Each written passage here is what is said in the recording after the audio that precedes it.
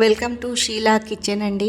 ఈరోజు ఈ కందుల curry recipe అయితే మీతోటైతే షేర్ అయితే చేసుకుంటున్నాను. చాలా టేస్టీగా హెల్తీగా ఉంటుంది. పిల్లలకైనా పెద్దలకైనా చపాతీ వెంబడి అన్నం వెంబడి పెడితే దీని ప్రాసెస్ ఎలా చేశానో చూపిస్తానండి. 2 ఆనియన్ అయితే మిక్సీ అయితే పట్టుకున్నాను.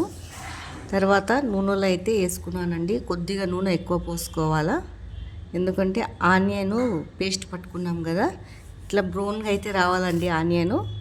తర్వాత అల్లం పేస్ట్ వేసుకొని పచ్చి వాసన పోయే వరకు అయితే బాగా వేపుకోవాలా. చూడండి, ఈ 2 కలిసి మంచిగా బ్రౌన్ కలర్లో అయితే రావాలా.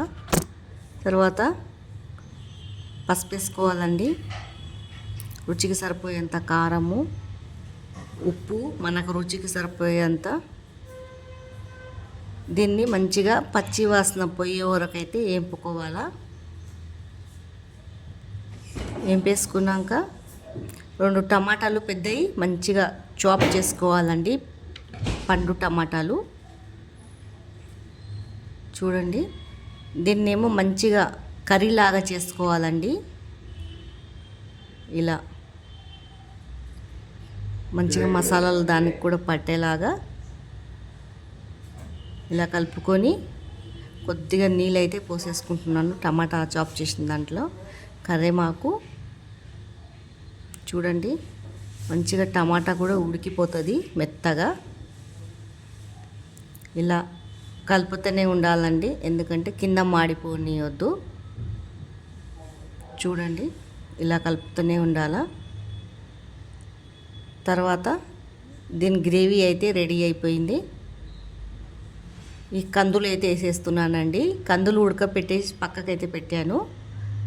కందుల కంచి నీళ్ళు వెళ్తుంది కదా అండి, ఉడకపెట్టిన నీళ్ళు పక్కకు తీసేసుకోవాలా.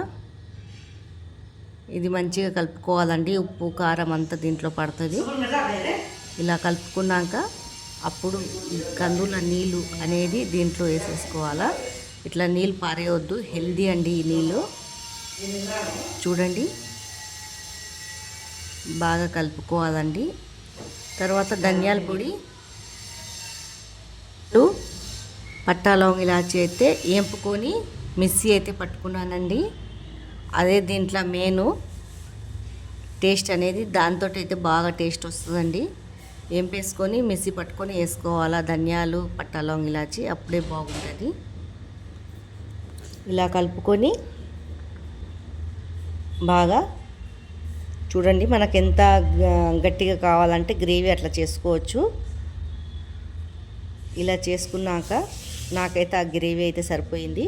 తర్వాత కొత్తిమీర వేసుకొని అయితే దింపుకోవాలా. చాలా టేస్టీ అయిన కందుల కర్రీ అయితే రెడీ అయితే అయిపోయిందండి.